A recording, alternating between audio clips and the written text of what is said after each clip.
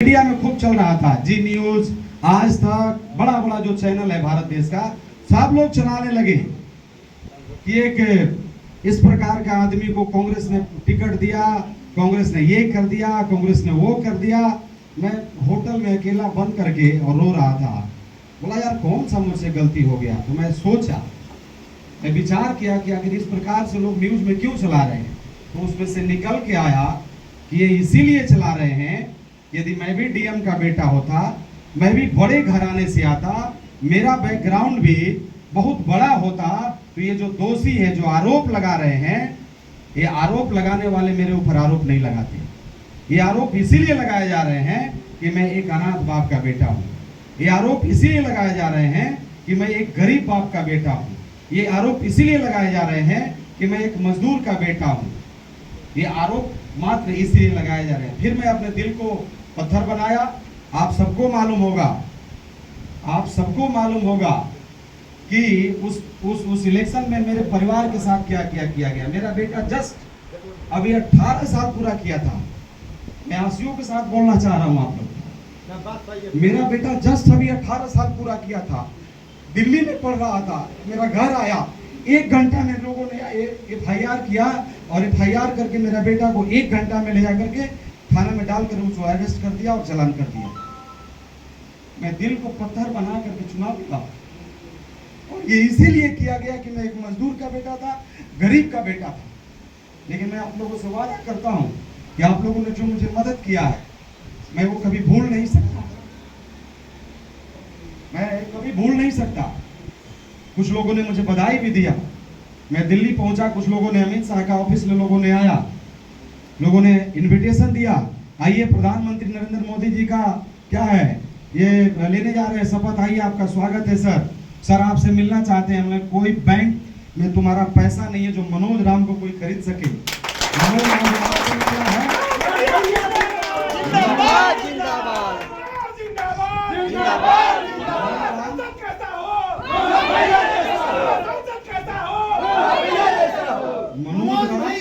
हो गया भैया। मनोज राम, मैंने बोला कि मनोज राम को यदि खरीदना होगा तो जाकर के हमारे प्रजापति भाई लोगों से बात कर लेना, चमार भाई लोगों से बात कर लेना, दलित से बात कर लेना, बैकवर्ड से बात कर लेना। उन सभी 5,13,17,000 लोगों ने जो वोट दिया है उनसे बात कर लेना। अगर उनका निर्णय होगा तभी ये मनोज राम हिलेगा, मनोज कुमार हिलेगा, अदरवाइज कभी हिलने वाला नहीं है, कोई हिला नहीं सकता।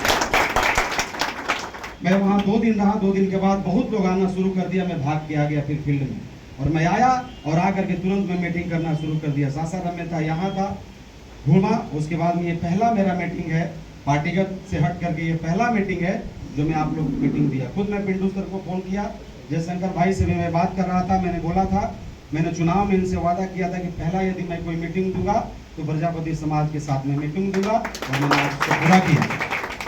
मित्रों, ये एक केवल आपका भाई नहीं है जो इस संघर्ष को करके यहाँ पहुंचा है। हम लोगों तो आप देखे होंगे, आग में जब लोहा तपता है, लाल होता है, जब आग में लोहा जब तपता है, लाल होता है, तो बहुत प्रकार का हथियार बनता है कि नहीं बनता है?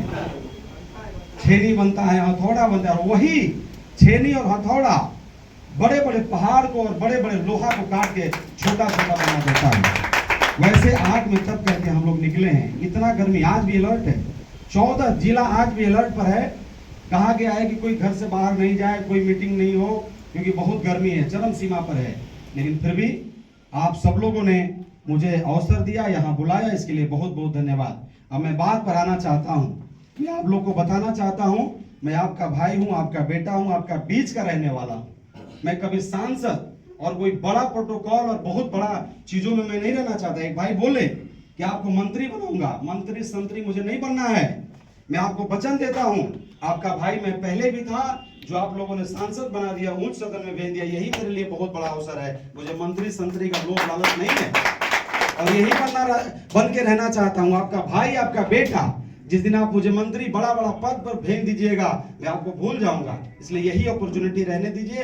आप अपना भाई हमेशा समझिएगा मुझे, आप अपना बेटा समझिएगा मुझे, और हमेशा आपका गली, आपका घर में मैं जाऊंगा, गांव में जाऊंगा, जिस जगह में नहीं गया हूं, मैं वचन दिया हूं इलेक्शन में जहां मैं नहीं गया हूं वहां मैं जाऊंगा, लोगों से मिलूंगा, आप लोगों के साथ खड़ा रहूंगा। कोई भी दिक्कत हो, आपका भाई आपके साथ में खड़ा है। 24 आवर मेरा मोबाइल खुला रहता है, बात कीजिएगा। अगर मुझसे नहीं संपर्क हो सकेगा, पिंटू भाई हैं, जयशंकर भैया हैं, आप इनसे संपर्क कीजिए। ये लोग मेरे गोपाल भाई हैं, ये लोग मेरे घर जानते हैं, दरवाजा देखे हैं, छोटा सा घर है कुदरा में, मैं वहां रहता हूँ। कभी भी आप आइए, आपका भाई आपको मदद करने के लिए तैयारी है। एक चीज और मैं आप लोग को वचन देना चाहता हूँ। चुनाव में मैं देखा था, जब हम लोग 47-48 डिग्री में जब हम लोग चलते थे, मैं शाम को सोचता था कि अपने भाई लोग को 200-500 रुपया दे दूं।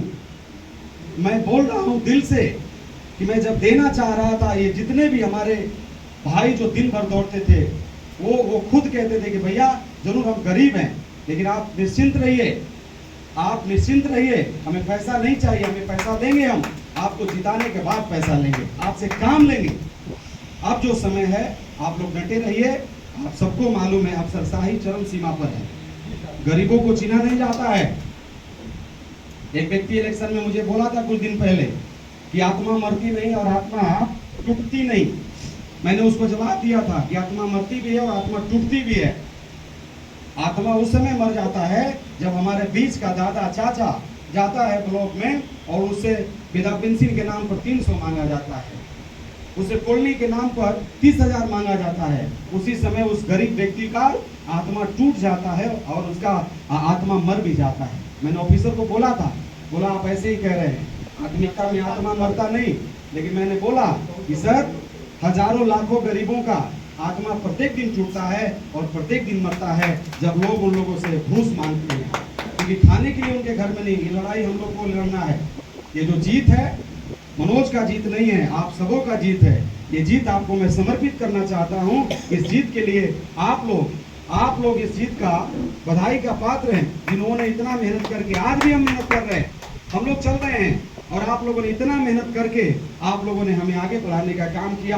आप सब लोगों ने इस कारवां को, इस जहाँ पर एक तरफ बड़े बड़े लोग थे, हेलीकॉप्टर गांव में उतर रही थी, मुख्यमंत्री, उप मुख्यमंत्री, बड़े बड़े कैबिनेट मिनिस्टर, हमारे साथ कौन था? हमारा कैबिनेट मिनिस्टर हमारे जयशंकर भैया थे, हमारा मुख्यमंत्री पिंटू भाई थे। हमारे लिए हमारे साथ बड़े बड़े नेता कोई नहीं थे। लेकिन मैंने अनुभव किया है कि जब गरीब का कारवां निकल जाए और जब जनता चुनाव लड़ने लगे तो ये उप मुख्यमंत्री और प्रधानमंत्री सभी के सभी फेल हो जाते हैं। मित्रों, मैं आपको बताना चाहता हूँ, प्रधानमंत्री जी भी आए थे, उन्होंने भी बिगुल फूंक के गया, लेकिन सासाराम पार्लियामेंट की जनता ने चुनाव लड़ा और मुझे चुनाव जिताने का काम किया। चाहे कितना भी गर्मी हो, कितना भी धूप बरसे, चूंकि अभी मेरा शपथ नहीं हुआ है, मैं शपथ लेने जाऊंगा, अभी कुछ ही दिन में मेरा शपथ हो जाएगा। उसके बाद फिर मैं फुल्ली रूप से रिटर्न होकूंगा और हर एक जगह हम लोग को संघर्ष करना पड़ेगा। यदि जरूरत पड़े ब्लॉक स्तर तक, सीओ तक, चपरासी तक यदि नहीं सुनता है, उसके पास भी यदि हमको जाना पड़े तो आपके लिए मैं जाऊंगा और आपको न्याय दिलाने का काम करूंगा। मैं ये कभी नहीं कह सकता कि मैं एक चपरासी से बात नहीं कर सकता। यदि आप लोगों के लिए क्लर्क से भी बात करना पड़े, एक चपरासी से भी लड़ाई लड़ना पड़े, तो मैं लड़ूंगा, न्याय दिला के रहूंगा। ये मैं वचन देता हूँ आपका सम्मान के लिए। यदि मुझे कहीं खून पसीना भी बहाना पड़े तो मैं बहाने के लिए तैयार हूँ। आप तैयार रहिए। हो सकता है कि मीटिंग में बहुत मैं व्यस्त हो जाऊं, बहुत सारा कार्यक्रम चलने लगे, कभी आपका फोन नहीं उठे, निराश न होइएगा। मेरा घर कुदरा है, आप कभी भी आइए, पिंटू भाई, जयशंकर भाई के नेतृत्व में आइए, आप खुद आइए, हमसे मिलिए और हम सब लोग मिलकर आगे बढ़ेंगे। आपका सम्मान के लिए मैं वचन देता हूँ, प्रजापति समाज के सम्मान के लिए यदि मुझे खून पसीना बहाना पड़े तो इसके लिए मैं तैयार हूँ, हमेशा तैयार रहूंगा और हर एक चीजों के लिए लड़ाई लड़ूंगा। पिंटू भाई ने अंतिम बात, क्योंकि बड़ी गर्मी है, मैं भी नहीं चाहता हूँ कि ज्यादा बोलूं। पिंटू भाई ने कहा कि राजनीतिक साझेदारी हम लोग को मिलना चाहिए। आपको मालूम होना चाहिए, मैं राहुल जी से मिला, आदरणीय माननीय हमारे राहुल गांधी जी से मैंने मिला, एक डिनर था, मैंने उनको विपक्ष का नेता हम लोगों ने चुना, माननीय मैडम को हम लोगों ने संसदीय दल का अध्यक्ष चुना।